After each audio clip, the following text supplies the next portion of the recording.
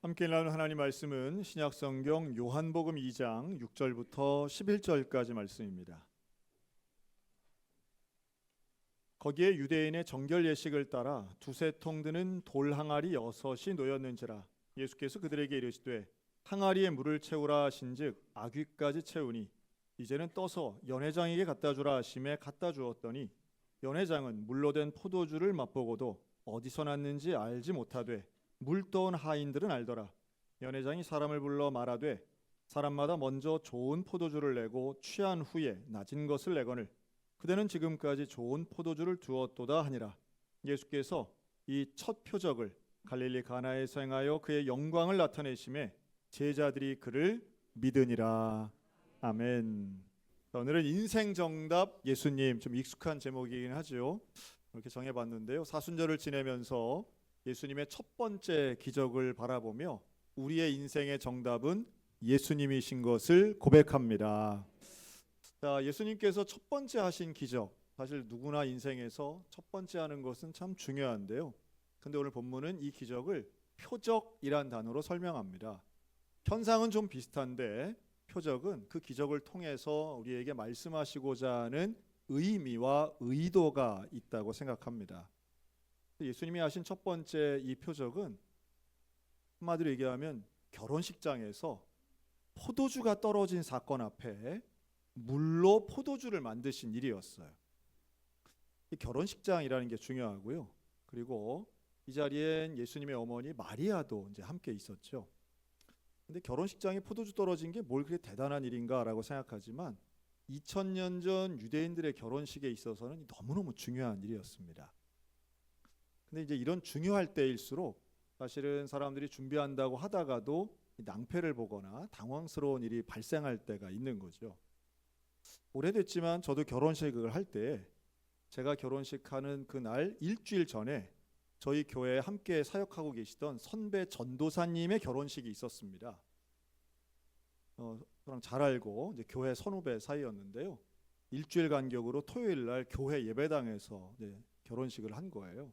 그런데 결혼식 1시간 전에 저희가 뭐 다 가서 이제 함께 그 결혼식을 잘 하려고 돕고 있었는데요. 갑자기 뛰어 들어오면서 큰일 났다는 거예요. 신랑 어머니의 한복을 집에 두고 왔다는 거예요. 1시간 반 전인데 그 집이 편도 1시간 이상 걸리는데 집엔 아무도 없는 거죠. 다 여기 와 있으니까. 그걸 두고 올 수가 있나 생각은 들지만 또 옷을 두고 오나 이제 구겨질까 봐 아마 그랬던 것 같아요. 근데 이걸 누가 도와줄 수 있겠습니까? 그렇죠? 그때 생각해낸 게 이 집에선 다음 주 결혼식이 제 결혼식이었던 거예요. 그래서 마침 저희 집은 교회 바로 옆에 있는 아파트였고요. 그래서 저희 어머니가 일주일 후에 입으시려고 준비하신 새 한복 그거를 개시도 안 하고 빌려드린 적이 있습니다. 그래야 되지 않겠어요? 네. 뭐 의견이 분분하시네요. 네. 하지만 뭐 준비한다고 했는데 난처한 일이 발생하는 걸 뭐 어떻게 하겠어요. 제 결혼식 앞뒤로 그런 일들이 있었던 게 지금도 기억이 납니다. 뭐 지금 와서는 수십 년 전의 일이니까요. 에피소드 같이 생각하지만 그때 당시엔 되게 당황하셨던 것 같아요. 비슷하죠. 이 2000년 전 유대인의 결혼식에는요. 사실은 요즘의 결혼식은 전국이 다 똑같습니다. 뭐 더 화려하냐 덜 화려하냐의 차이지 사실은 음식도 다 비슷하고요. 또 해놓은 장식들도 다 비슷한 것 같아요. 순서도 그렇습니다. 옛날엔 그렇지 않았죠. 소위 말해 국수가 꼭 필수 조건이던 음식이 있었지만 지역마다 결혼의 풍습이나 순서는 조금 달랐습니다. 또 경남 또 특별히 저 거제도 창원 이쪽의 결혼식은 아주 독특하더라고요. 옛날에는 뉴스에도 강릉 결혼식 많이 나왔습니다. 뭐 신랑의 체력을 많이 검사하고 검토하던 그 바닷가 영동 지역의 결혼식 제가 젊은 시절 뉴스를 보면서 야 저기 활기차다 했던 기억이 납니다. 지금은 전국이 다 비슷하죠. 패백도 함도 이바지도 없습니다. 대부분은 절차를 귀찮게 여기고 그것보단 편리하게 남들 하는 식으로 세련되게 그리고 무엇보다 신랑 신부가 행복하게 하는 결혼식이 대세인 것 같습니다. 좀 아쉽긴 한데요. 어떤 면에서 아쉽냐 하면 결혼은 파티가 아니라 예식이기 때문이죠. 최소한 우리들에게 있어서 결혼을 왜 하는가, 결혼식을 왜 하는가를 생각해 보면 이것은 전통을 벗어나는 하나님 앞에 두 가문이 또 그 이상으로 미래를 결정하는 중요한 예식이 돼야 되는데, 예식은 뭔가 헐의 허식 같다라고들 많이 생각하시는 것 같아요. 예식과 예법에 대한 중요성이 좀 잊혀지는 것 같아 아쉽기는 하지만, 그러나 최소한 2000년 전에는 이게 되게 중요했습니다. 그리고 더운 나라들이 되게 그렇지만 결혼의 그 기간이 길죠. 결혼식의 기간이.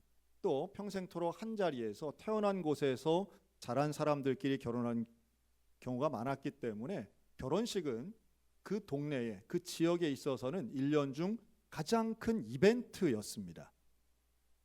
이것은 자연스럽게 신랑 신부는 주인공이지만 그 결혼식의 전체는 혼주에 해당되는 그 가문의 어른들이, 되게 부모들이지요.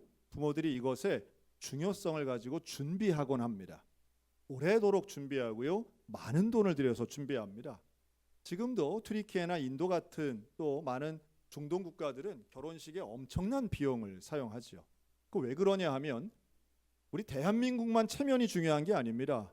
대부분의 서아시아와 중동 또 아프리카 지역들은 체면을 상당히 중요시 여깁니다. 그리고 그 체면은 다름 아닌 가문을 중심으로 맺어지게 되죠.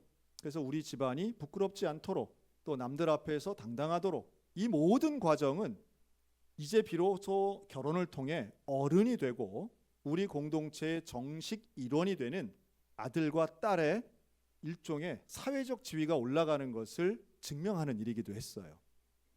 결혼식은 참 중요한데요. 근데 이렇게도 한번 생각해 볼 수 있겠어요. 2000년 전 결혼식에 영상이 있었겠습니까? 그런 거 없죠. 밴드도 없습니다. 아주 단순한 악기를 가지고 느릿한 곡조를 불렀을 뿐이에요. 그럼 뭘 가지고 그렇게 재밌어 했을까요? 등불을 켜놓고, 말이 등불이지 낭만은 있지만 지금 같은 이런 화려한 조명이 없었던 시절입니다. 먹는 것도 마찬가지예요. 음식을 많이 차려놓긴 했지만 지금처럼 다양한 음식을 차리는 시대가 아니었어요. 달거나 짜거나 시거나 이런 다양한 맛이 있던 시절도 아닙니다. 그러면 사람들은 어디서 흥겨움과 즐거움을 누렸을까요?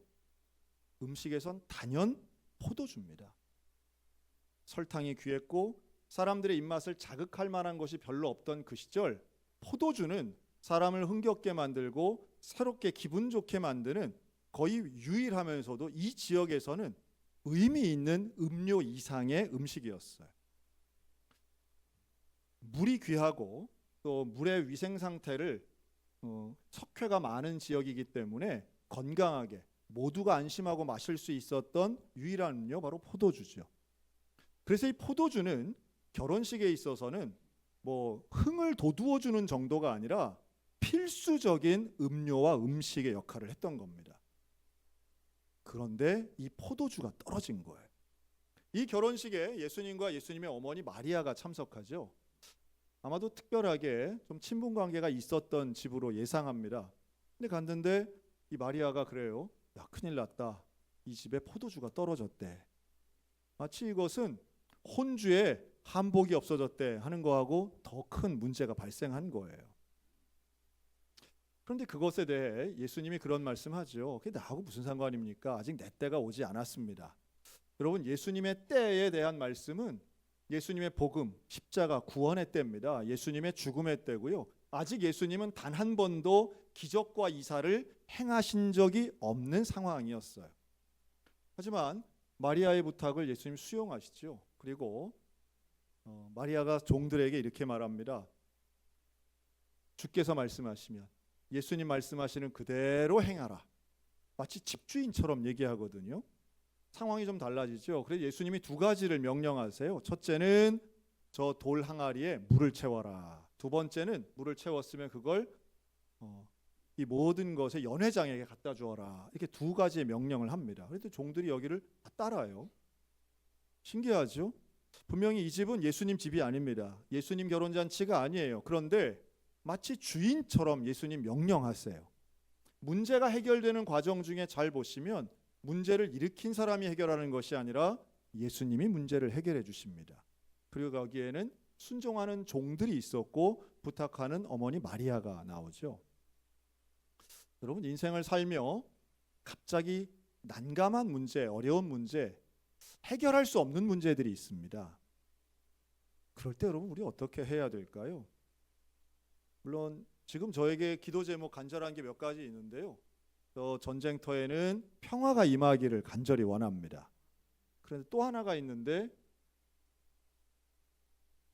우리 성도들이 주식 때문에 망하지 않기를 위해서는 간절히 기도하고 있습니다. 제가 모르긴 해도 이 안에 상당히 많이 계실 거라고 생각이 들어요. 주식을 하지 말라는 얘기 아닙니다.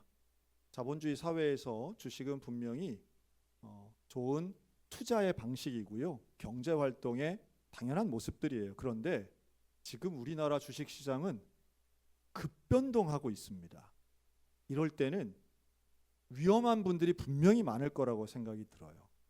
빚을 내어 투자하신 분들, 저는 지난 수십 년간 목회하면서 경제적으로 망하는 게 나이도 중요하지 않고 소득도 중요하지 않다. 그리고 가족도 모르게 망하는 경우들이 있더라고요. 최근 뉴스를 보니까요, 직장에서 출근하는 직원들에게 9시에 화장실 가지 말라는 회사들이 많답니다. 9시만 되면 스마트폰 들고 화장실 칸 하나하나에 들어가서 한숨 내고 문 두드리고 하는 사람들이 제법 있는 모양이더라고요. 그때가 아마 개장하는 시간인가 봐요. 저는 기도하면서 그런 생각합니다.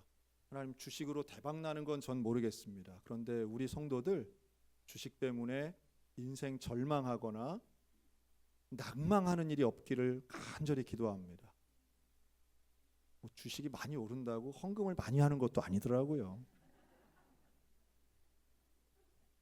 그런데 아마도 민망해서 그런지 저에게 주식을 위한 기도의 제목을 부탁하시는 분은 그렇게 많지는 않습니다. 하지만 통계는 확실하죠. 저는 통계를 믿는 편인데요. 우리나라 국민 중에 특별히 세대가 없더라고요. 그저 스마트폰 할 줄 알면 지금 빚을 내서 하시는 분이 이렇게 많다는데, 그러면 엄마한테, 70대 엄마한테 나는 주식 안 해요 하는 40대 아들 할까요, 안 할까요? 일단 한다고 보시면 됩니다. 한다고 보시면 돼요. 말을 믿지 말고 통계를 염두에 두시고 기도하시기 바랍니다. 제가 지금 걱정이 되겠구나, 잠이 안 오겠구나, 다 잃어버릴까 봐 겁이 있겠구나, 두렵겠구나, 막막하겠구나, 본인이 한 것이니 누구 원망도 못하고 냉가슴 앓으면서 지금 어쩔 줄 몰라 하겠구나. 여러분, 다른 말 하지 마시고 그러게 왜 했어 이러지 마시고, 엄마가 기도할게, 아버지가 기도할게. 여러분, 그 순간 우리 좀 그런 말 했으면 좋겠어요. 예수님 말씀대로 잘 듣고 순종해 보자.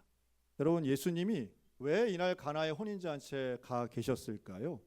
전 이렇게 봅니다. 우리 인생에 낙심될 만한 사건, 정말 생각지도 못했던 사고, 또 질병에 대한 두려움, 이런 순간에 예수님 멀리 있지 않으시고요, 사실은 우연 같아 보이지만 늘 우리 곁에 계시는 줄로 믿습니다.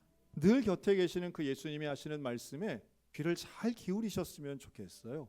예수님의 기적은 그냥 일어나는 것이 아니라 종들이 물을 갖다 부었을 때 그 말을 잘 경청하여 듣고 순종할 때 사실 기적도 일어난다고 저는 믿습니다. 열흘 전이에요. 3월 5일. 저 일본에서 우리 교회가 후원하고 있는 일본 선교사님 이준호 선교사님이라고 계시는데요. 이 이준호 선교사님이 기도회를 인도하기 위해서 버스를 타기 위해 길을 걷던 중에 뇌경색으로 쓰러지십니다. 올해 나이 44살이세요. 사역하시는 장소는 전형적인 일본의 시골 동네예요. 그래서 골목엔 사람들도 별로 안 다닙니다. 다행스럽게도 큰 길 찻길로 걸어갔기 때문에 사람들 눈에 띄었고요. 우리나라 같이 119 빨리 오는 나라가 아니죠, 일본이. 그런데 참 다행스럽게도 사람들에 의해서 도움을 받아서 병원으로 즉각 옮겨졌습니다. 다행히 의식이 깨어났고요. 거기에 8살 된 아들 민하와 동갑내기 아내 선교사님이 도착을 했습니다. 저한테 바로 연락이 왔어요. 그래서 그 다음날 금요일 우리 새벽 예배 때 함께 기도했습니다. 감사하게도 의식이 돌아오고 후유증 없이 이렇게 뇌경색 진단은 받았지만 바로 어제 퇴원했습니다. 그래서 저하고 이제 직접 통화를 했는데요. 근데 우리 이준호 선교사님에게는 이 서사가 있어요. 그의 나이 4살 때 사실은 선천성 심장병을 가지고 있는 것이 발견됩니다. 4살 때 수술을 해요. 큰 수술을 합니다. 이 젊은 엄마 아빠는 하나밖에 없는 아들, 어렵게 가진 이 아들을 위해서 기도하죠. 그때 그 기도의 제목은 내 아들 살려만 주시면 하나님 잘 믿겠습니다 였습니다. 그리고 그 수술을 하신 의사 선생님, 장로님이셨는데요. 그 의사 선생님이 출석하는 교회에 출석하기 시작했고요. 그 의사 선생님의 부인인 권사님이 같은 구역을 맡아서 구역장으로 이 가정을 돌보셨습니다. 4살에 수술을 했는데 지금 40년 지난 지금도요, 그 수술 자국이 가슴에 선명하게 있어요. 얼마나 큰지 몰라요. 이만큼 찢어지고 같이 꼬맵니다. 저는 고등학교 때부터 알고 있기 때문에 그 선교사님의 그 형터도 잘 알고 있습니다. 그래서 그 수술 때문에 군대도 가지 않았습니다. 부모의 신앙은 또 분명하고 하나님 앞에 바친다 하는 마음으로 바쳐진 아들이었어요. 하지만 본인의 신앙과 결단은 조금 달랐는데요. 공부를 잘해서 그 집에 가면, 신방을 가면 대구시장이 준 표창장 뭐 이런 거 많이 붙어있던 기억이 납니다. 공부 잘해서 그는 방송 일을 하고 싶다고 해서 신문방송학, 언론정보학과에 이제 진학하게 되고요. 대학을 다니던 때 2번째 사건이 발생합니다. 바로 2003년 대구 지하철 참사가 일어납니다. 이 대구 지하철 참사가 일어났을 때에 우리 이준호 선교사님이 대학교 재학 중이었는데요. 그때 학교에서 가장 친하게 지내던 선교단체 IBF의 선배 간사님과 그날 함께 만나서 교제하고 헤어졌는데 그 간사님 그 기차를 탄 거예요. 본인도 탈 수 있었는데 타지 않고 헤어졌다고 하더라고요. 그리고 그 열차가 불이 나서 192명이 죽었는데 그 중에 한 명이 바로 우리 이준호 선교사님이 가장 좋아하던 IBF 선배 간사님이었습니다. 그분이 마지막으로 자기에게 했던 말은 101번째 너 선교에 관심을 갖고 101번째 선교사가 되었으면 좋겠어 라고 하는 말씀이었고요. 그 말씀을 평생 붙잡고 그 대학을 졸업한 후에 바로 신대원에 진학해서 오늘날 선교사가 됩니다. 그리고 그때 함께 그 IBF에서 사역하던 자매와 결혼을 하게 되고요. 둘이 결혼하고서 한참 동안 자녀가 없다가 늦게 낳은 아들이 지금 8살 된 민하입니다. 부인 선교사님이 저에게 전화를 주셨어요. 연락을 주셨는데 이렇게 말합니다. 다 알고 있었던 내용이에요. 선천성 심장병 수술한 것도 알고요. 아마도 그것 때문에 늘 걱정하고 있었던 거죠. 혈관 질환, 심장병 질환, 여기에 대해 늘 염려하고 걱정하고 있었습니다. 음식도 많이 조심했고요. 하지만 뇌경색 자체를 막을 수는 없었고요. 이번에 넘어지게 된 겁니다. 자, 이 쓰러진 현상이 인생의 마지막 쓰러짐이었을까요? 아니면 이제부터 이런 현상이 더 많을 가능성이 있을까요? 그렇게 생각하고 있습니다. 지금까지 40년 동안 비교적 건강하게 살아온 것 감사한데요. 이제 앞으로 더 이런 일이 발생할 가능성이 높겠다 하는 생각을 가지고 기도하고 있습니다. 그러면서 똑같이 이렇게 고백합니다. 그런데 선교사님 참 담담해요. 하나님이 저를 또 한 번 살려주신 것 같아요. 3번째 살려주셨는데 계속해서 사명 감당하겠습니다. 시차가 없는 일본과 오늘 똑같이 이 시간 지금 예배 드리는데요. 퇴원 어제 하고 오늘 예배인도 하고 있을 겁니다. 사명은 그런 것이죠. 사명은 죽음보다 더 큰 규모의 은혜라고 믿습니다. 그런데 또 하나, 하나님께서 우리에게 주시는 그 놀라운 기적과 표적 이면에는 분명한 건 하나님이 함께 하시고 예수님이 지켜주시고 문제를 해결해 주시는 예수님이시기도 하지만 또 하나 문제보다 더 크신, 즉 해답 자체 되신 예수님을 우리에게 보여주시곤 한다는 거예요. 자, 예수님이 명령을 합니다. 큰 돌 항아리에다가 물을 부으라고 해요. 그런데 이 집에 있던 돌 항아리는 6개가 등장하는데요. 이게 얼마나 큰 거냐면 하나에 700리터쯤 들어갑니다. 굉장히 크죠. 근데 이 항아리가 왜 있었는가 보면 정결 예식 때문에 있는 항아리예요. 정결 예식, 이게 뭘까요? 이건 집에 들어가면서 외부인이 들어올 때 거기에 손을 씻는 거예요. 우리가 생각할 때는 위생처럼 생각하지만 위생 때문이 아닙니다. 결과적으로는 위생적인 효과도 있었겠지만 위생이 아닌 예법이에요. 근데 이 예법의 모델은 어디냐? 성막입니다. 성막에 지성소 성소를 들어가기 전에 제사장들은 먼저 이 성막 마당을 가는데요. 이 마당에 뭐가 있냐면 제단과 물두멍이 있었어요. 이 물두멍에서 제사장들은 거의 목욕 정도의 몸을 씻습니다. 제물을 잡으면 피가 튀어요. 이 피를 닦아내는 게 바로 물두멍이었어요. 정결하게 하는 겁니다. 그 정결은 몸을 정결하는 것처럼 보이지만 사실은 죄에 대한 회개이고 그 정결함을 통해서 거룩한 모임에 참여한다는 의미가 정결 예식에 있는 거예요. 그래서 집 안에 항아리 놓고 물을 놓은 이 정결 예식이라고 하는 건 이 결혼식이 먹고 노는 잔치가 아니라 하나님 앞에 참여하는 거룩한 예식이라고 하는 증거가 되는 겁니다. 정결 예식을 통해 집 안으로 들어온 사람들과 함께 혼인 잔치를 하는 거예요. 그런데 그 항아리를 이용해서 물을 포도주로 만드시는 거예요. 자, 물이 변하여서 포도주가 된다. 기적이죠. 무색무취의 물에서 냄새가 있고 전혀 다른 형태의 포도주가 되는 거예요. 자, 이런 놀라운 기적, 물이 변하는 기적이 언제 일어났느냐 하면요, 출애굽 때 최초로 나옵니다. 출애굽에 모세가 이스라엘 백성들을 데리고 출애굽하기 전에 10가지의 재앙, 10가지의 기적을 하나님이 일으키시는데 그 중에 첫 번째 기적이 바로 나일강이 피로 변하는 거였어요. 이 피의 기적,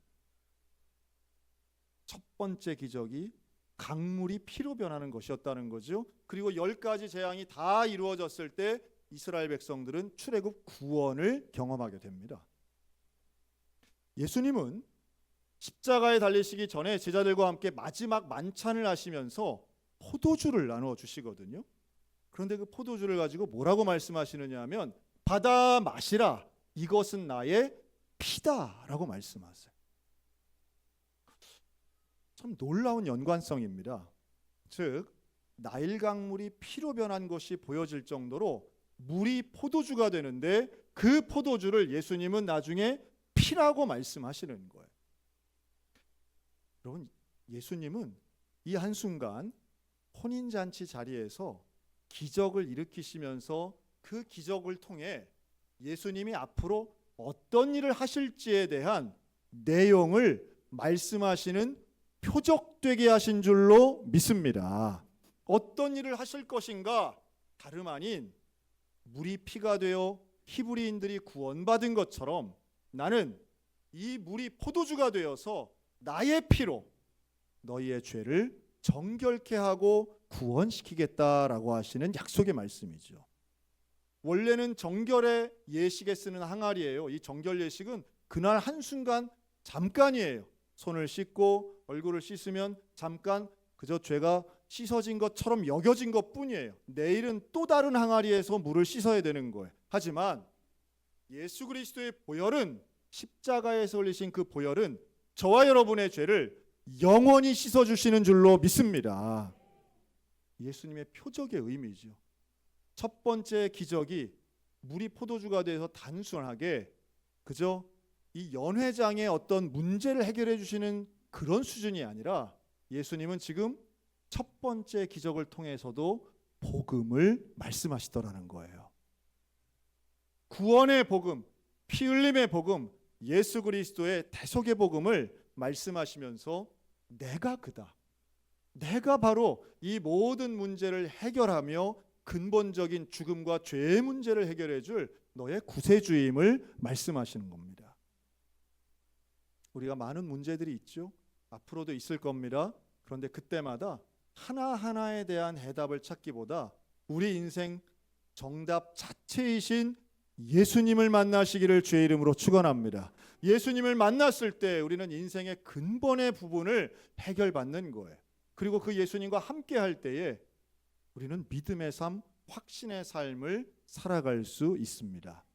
두려움과 걱정과 염려의 삶이 아니라 확신과 담대함의 삶은 결국 그 예수 그리스도를 믿는 데에서부터 나오는 거죠. 그 마지막 11절이에요. 이 기적을 보고 그때서 비로소 제자들이 그를 믿더라라고 말하죠. 첫 번째 기적을 통해 제자들에겐 믿음이 생기기 시작합니다. 기적의 이유이기도 합니다. 그러나 예수님은 언제나 물을 가지고 포도주 만들지는 않으셨어요. 그 자체가 목적은 아니기 때문이에요. 이걸 통해서 복음의 그 의미를 전하는 것이 목적이었을 뿐이죠. 오늘도 똑같습니다. 우리 앞에 주님은 구원자로, 또 인생의 모든 문제를 해결하시는 권능자로, 인생의 유일하고 가장 온전한 인생 정답인 영광자로 저와 여러분 가운데 계시는 줄로 믿습니다. 그 예수님 붙잡으시고 그 주님과 함께하여 주의 말씀에 귀를 잘 기울이고 급변하는 세상 가운데에 오직 변하지 않는 우리의 구원자 되신 예수님과 동행하는 믿음의 성도들 다 되시기를 주님의 이름으로 축원합니다. 아멘. 기도하겠습니다.